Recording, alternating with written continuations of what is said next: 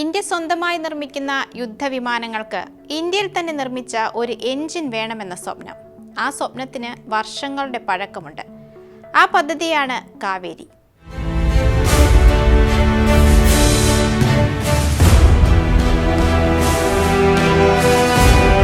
ഇപ്പോഴിതാ ആ ദൃഢനിശ്ചയം ഒടുവിൽ വിജയത്തോട് അടുക്കുകയാണ്.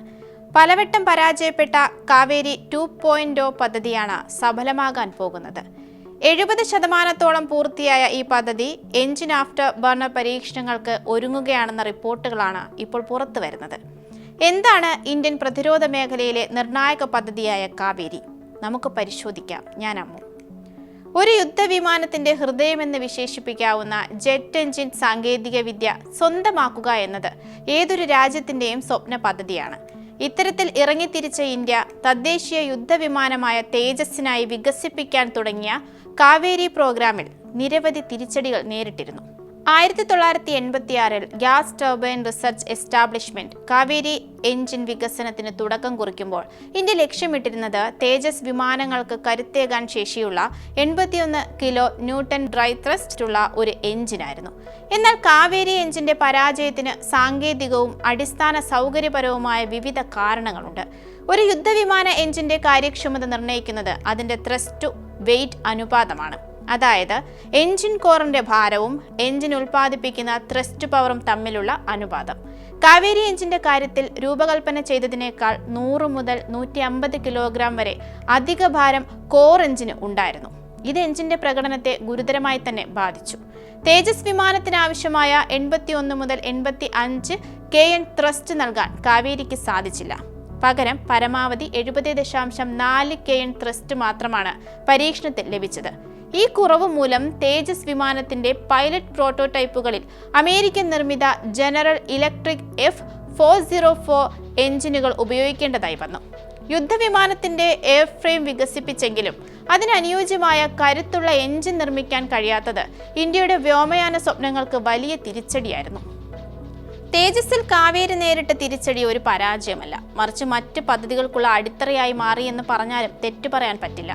കാവേരി എഞ്ചിന്റെ ഡ്രൈ വകഭേദം, അതായത് ആഫ്റ്റർ ബർണർ ഇല്ലാത്തത്, ഇന്ത്യയുടെ രഹസ്യ ഡ്രോണായ ഘാതകിൽ ഉപയോഗിക്കാൻ സജ്ജമായി കഴിഞ്ഞു. മാത്രമല്ല, നാവികസേനയ്ക്കായി കാവേരി മറൈൻ ഗ്യാസ് ടർബൈൻ എന്ന പേരിൽ കപ്പലുകൾക്ക് ആവശ്യമായ 12 മെഗാവാട്ട് കരുത്തുള്ള എഞ്ചിൻ വികസിപ്പിച്ച് വിശാഖപട്ടണത്ത് അത് വിജയകരമായി പരീക്ഷിക്കുകയും ചെയ്തു. പ്രതിരോധ മന്ത്രി രാജ്നാഥ് സിംഗ് DRDO ശാസ്ത്രജ്ഞർക്ക് മുന്നിൽ വെച്ച കടുത്ത വെല്ലുവിളിയും അടുത്തിടെ വിജയകരമായി പൂർത്തിയാക്കിയ ആഫ്റ്റർ ബർണർ പരീക്ഷണങ്ങളുമാണ് രാജ്യത്തെ വീണ്ടും കാവേരി എഞ്ചിൻ പ്രതീക്ഷകളിലേക്ക് നയിച്ചത്. ബ്രഹ്മോസ് എയ്റോസ്പേസിന്റെ സഹകരണത്തോടെ പുതിയ ആഫ്റ്റർ ബർണർ വിജയിച്ചതോടെ എഞ്ചിന് 81 മുതൽ 83 കിലോ ന്യൂട്ടൺ ശക്തി കൈവരിക്കാൻ സാധിച്ചു. ഇത് കാവേരി 2.0 പദ്ധതിക്ക് വലിയ ഊർജമായി. വരുന്ന 5 മുതൽ 7 വർഷത്തിനുള്ളിൽ ഇന്ത്യ സ്വന്തമായി 6ാം തലമുറ യുദ്ധവിമാനങ്ങൾക്കുള്ള എഞ്ചിൻ വികസിപ്പിക്കണമെന്നാണ് പ്രതിരോധ മന്ത്രാലയം ശാസ്ത്രജ്ഞർക്ക് നൽകിയിരിക്കുന്ന കർശന നിർദ്ദേശം. കാവേരി പദ്ധതി വീണ്ടും പൊടിതട്ടിയെടുത്തതിന് പിന്നിൽ മറ്റൊരു പ്രധാന കാരണമുണ്ടായിരുന്നു. അത് അമേരിക്കയാണ്. US കമ്പനിയായ GE എയ്റോസ്പേസിന്റെ F414 എഞ്ചിനുകളാണ് നിലവിൽ യുദ്ധവിമാനങ്ങളിൽ ഉപയോഗിക്കുന്നത്.